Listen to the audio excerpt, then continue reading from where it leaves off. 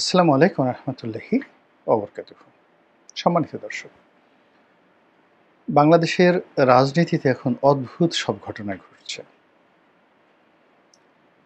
এই রাজনীতির যে ঢেউ, এই ঢেউ স্বাভাবিক নয়। অন্য সময়তে আমাদের পদ্মাতে যে ঢেউ হয়, কক্সবাজারে যে ঢেউ হয়, কিংবা ধরুন কুয়াকাটাতে যে ঢেউ হয়, সেগুলোর একটা স্বাভাবিকতা আছে। যারা নদীর পাড়ের মানুষ, পদ্মা তীরের মানুষ, তারা জানেন। যারা কক্সবাজারের মানুষ তারা জানেন যে কী ধরনের ঢেউ হয়। তো একইভাবে আমরা যারা রাজনীতির অঙ্গনের একজন সাধারণ কর্মী, আমরা এখানে রাজনীতির যে স্বাভাবিক রিদম, গতি এবং প্রকৃতি, যে ধরনের শব্দ এবং এখানকার যে আবহাওয়া, প্রকৃতি দেখে আসছি সেই স্বাধীনতার পর থেকে আজ অবধি, সব কিছু এলোমেলো হয়ে গেছে ঝড়ো হাওয়ার কারণে, রাজনীতির সুনামির কারণে। এখন সমুদ্রের মধ্যে পুকুরের মতো ঢেউ, শান্ত নীরব সমুদ্র, আর সমুদ্রের ঢেউ চলে এসেছে পুকুরের মধ্যে। আর পদ্মার যদি ঢেউ ধরেন আপনি, পদ্মা মেঘনা যমুনা, তাহলে এই ঢেউয়ের সঙ্গে আপনি তুলনা করতে পারেন আটলান্টিক মহাসাগরের সেই যে ভয়াবহ ঢেউ, কিংবা বারমুদার ট্রায়াঙ্গেলে যে ভয়াবহ ঘূর্ণিপাক হয়। সেই ঘূর্ণিপাক যদি অল অন এ সাডেন আমাদের মাওয়া ঘাটে এসে যায়, তখন ও দৃশ্য দেখে পদ্মা পাড়ের মানুষ, মাওয়া ঘাটের মানুষ, কিংবা পাটুরিয়া ঘাটের যারা মানুষ, তারা প্রথমত জ্ঞান হারিয়ে ফেলবে, মুহূর্তের মধ্যে জ্ঞান হারিয়ে ফেলবে। কিংবা আপনি ধরুন পুকুর, আপনার বাড়িতে একটা পুকুর আছে, সেই পুকুরের মধ্যে হঠাৎ দেখলেন যে সকালবেলা উঠে এমন ঢেউ হচ্ছে, এবং সেই ঢেউ কক্সবাজারের তীরে আশ্রে পড়া যে ঢেউগুলো আপনার পুকুরের মধ্যে হচ্ছে সকালবেলা, আপনি প্রথমত পাগল হয়ে যাবেন। জাস্ট 4-5 মিনিটের মধ্যে আপনার মস্তিষ্ক এলোমেলো হয়ে যাবে। তো এখন বাংলাদেশের রাজনীতিতে এমন সব ঘটনাগুলো ঘটছে, সেই ঘটনায় যারা সাধারণ রাজনীতিবিদ, এই আমাদের মধ্যে যারা বিশ্লেষক, তাদের মাথা এলোমেলো হয়ে গেছে। যারা খণ্ডকালীন নয়, পূর্ণকালীন রাজনীতি করেন এবং আগামীতে মন্ত্রী হবেন, এমপি হবেন, এরকম যারা স্বপ্ন দেখেন, তাদের বলতে গেলে একেবারে ধৈর্যহারা তারা হয়ে পড়েছেন। তো এরই কিছু নমুনা ঘটছে পথে, ঘাটে, মাঠে। এমনকি সন্ত্রাসী, চাঁদাবাজ, মাস্তান, আমরা তাদেরকে দেখলে একটা সময় খুব ভয় পেতাম। মানে চাঁদাবাজ মানে অন অ্যাভারেজে আমাদের চেয়ে একটু লম্বা বেশি হবে, হাত পেশি ভুল হবে, রুক্ষ, তারপরে শেষে গায়ে শক্তি থাকবে, চাকু থাকবে, পিস্তল থাকবে, কর্কশ ভাষায় কথা বলবে।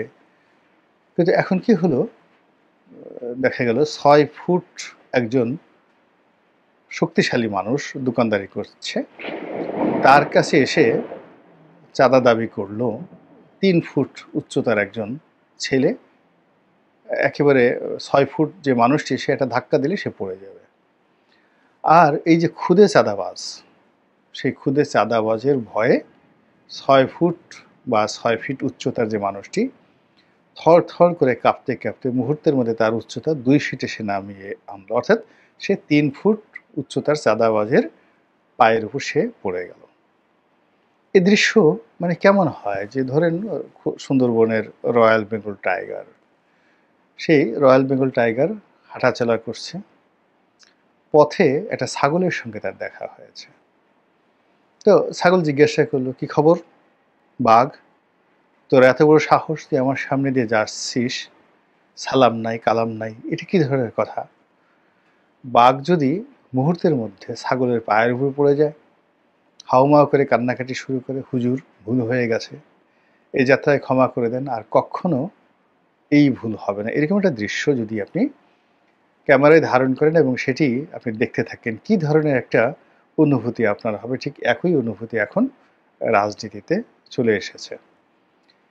শেখ হাসিনা যখন ক্ষমতায় ছিলেন তখন মনে হতো যে আর বোধহয় বাংলাদেশের রাজনীতিতে শেখ হাসিনার বাইরে কেউ আসবে না।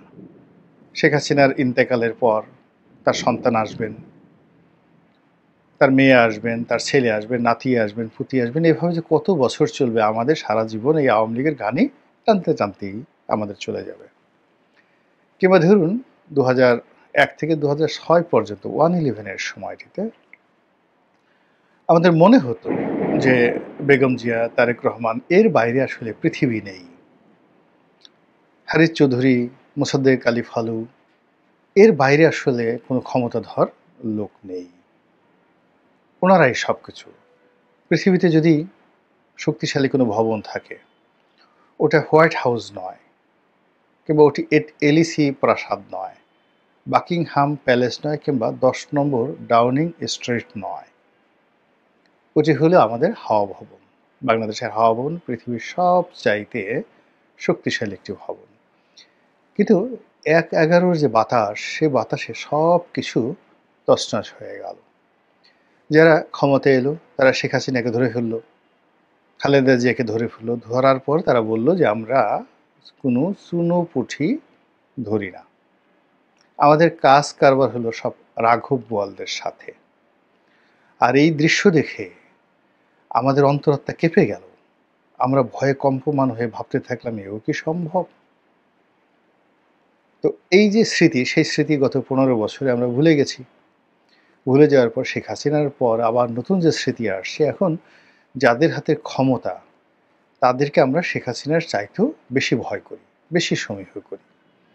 এখন আমাদের সন্তানসম যে সকল রাজনৈতিক নেতা এই মুহূর্তে দাপিয়ে বেড়াচ্ছেন, সেটা জনাব নাহিদ মহোদয় হন, জনাব সার্জিস আলম সাহেব হন, হাসনাত আবদুল্লাহ সাহেব হন, অথবা অন্য যারা আছেন, আসিফ মাহমুদ, সজীব ভুইয়া, তাদেরকে দেখলে আমাদের মনে হয় ওনারা এক একজন রাজনীতির হিমালয়। কিসের জিয়াউর রহমান, কিসের বঙ্গবন্ধু, তারা এই বাংলাদেশে কিছুই ঘোড়ার ডিম করতে পারেননি। এই এখন যারা রাজনীতির মহিরুহু, তারাই এই দেশের স্বাধীনতা এনেছেন, তারাই দেশটি চালাবেন, এবং তাদের কথায় আমরা লেফট রাইট করব, ডানে ঘুরবো, বামে ঘুরবো। তারা যদি বলেন গার্ড সাবধান, আরামে দাঁড়াও, আমরা আরামে দাঁড়াবো, মানে চেগাইয়ে দাঁড়াবো আর কি। গার্ড সাবধান, হুঁশিয়ার, অ্যাটেনশন, অমনি আমরা একেবারে চেগানো অবস্থা থেকে 2 পায়ের মধ্যে যে ফাঁক, সেই ফাঁক বন্ধ করে আমাদের 2 পা দিয়ে অন্ডকোষ চেপে ধরে দাঁতে দাঁত লাগিয়ে আমরা এমন অ্যাটেনশন নিয়ে তাদের দিকে তাকাবো, মনে হবে যে পৃথিবীতে সমস্ত চাঁদের আলো, সমস্ত সূর্যের আলো সেই আমাদের যারা কমান্ডার তাদের মুখের উপরে আপর্তিত হয়েছে। ওটার মধ্যে আমাদের আনন্দ, ওটার মধ্যে আমাদের বেঁচে থাকার সার্থকতা। তো এরকম একটা আবহাওয়া তৈরি হয়ে গেছে। বড় বড় শিল্প গ্রুপ, যেখানে 1 লাখ 1.5 লাখ লোক চাকরি করে, যেখানে এই তাদের শ্রমিক কর্মচারীদেরকে প্যাদানি দেওয়ার জন্য তাদের শত শত নয় হাজার হাজার সিকিউরিটি গার্ড রয়েছে। তো তারা যে সকল ভবনে বসবাস করেন, এগুলোকে বলা হয় হোয়াইট হাউস, এইগুলোকে বলা হয় এরকম অনেক নাম আছে ধনীদের আমাদের ঢাকা শহরের। যে ধনীতে গত 15-16 বছরে বা 20 বছরে ওই ধনীদের বাড়িতে মেহমান হওয়ার জন্য, একটু সেই ধনী ব্যক্তিদের সঙ্গে মোলাকাত করার জন্য যারা বড় বড় মন্ত্রী এমপি তীর্থের কাকের মতো বসে থাকতেন, এখন সে সকল ধনীরা, এ সকল নতুন যারা বিপ্লবী, তাদের ভয়ে এমন কম্পমান, যে দৃশ্য, এই যে আমরা এখন ভিডিও করছি, যে এখন এই সময় আপনারা দেখতে পাচ্ছেন যে আকাশে বজ্রপাত হচ্ছে। তো বজ্রপাত, এই যে আমি যখন ভিডিও কথা বলছিলাম খুব জোরে উপর্যুপরি বজ্রপাত হচ্ছিল, এবং একটাতে তো একেবারে লাইট আমাদের রুমের মধ্যে চলে এলো। কিছুটা হলেও দেখবেন যে আমার মুখের যে ভাষা, আতঙ্কগ্রস্ত আমি হয়ে পড়েছিলাম। বজ্রপাতে মনে হলো যে দরজা ভেদ করে আমার এই রুমের মধ্যে ঢুকে পড়বে। তো এখন যারা এই যে দুর্ভেদ্য দুর্গ গড়ে তুলেছিলেন এই নগরীতে, এই মহানগরীতে, তারাও এরকম বিপ্লবীদের ভয়ে তটস্থ থাকেন। কখন ডাক পড়ে, কখন হুকুম আসে ইত্যাদি। তো এরকম একটা অবস্থার মধ্যে রাজনীতির অঙ্গনেও ওলটপালট হচ্ছে। এখন বাংলাদেশের প্রধান দুটো দল আওয়ামী লীগ এবং বিএনপি। আওয়ামী লীগ চলে গেছে এবং যারা বিপ্লবী নেতা আছেন তাদের ভয়ে আওয়ামী লীগ এখন টুশব্দ করছে না। বাংলাদেশে যারা আছেন একেবারে পালিয়ে আছেন। এদের উপর মনে হচ্ছে যেন বজ্রপাত হয়েছে, মানে ঠাডা পড়েছে এবং তাদের মুখের উপর ঠাডা পড়েছে, তারা চোখের উপর ঠাডা পড়েছে, তারা কোনো অবস্থাতেই দুনিয়ার সব কিছু দেখেন কিন্তু এই বাংলাদেশের বর্তমান রাজনৈতিক পরিস্থিতি দেখেন না। অন্যদিকে বিএনপি প্রথম দিকে মানে এই বিপ্লবীদেরকে তারা পাত্তা দিতে চাননি, কিন্তু জুলাই মাসে এসে 2025 সনের জুলাই মাসে এসে বিএনপির বোধোদয় হয়েছে এবং তারা বুঝতে পেরেছে যে ইতিমধ্যে এই বিপ্লবীরা যে জায়গা করে নিয়েছে সেই জায়গা দখল করা তাদের পক্ষে সম্ভব নয়। এই যে একটা নতুন জেনারেশন জি।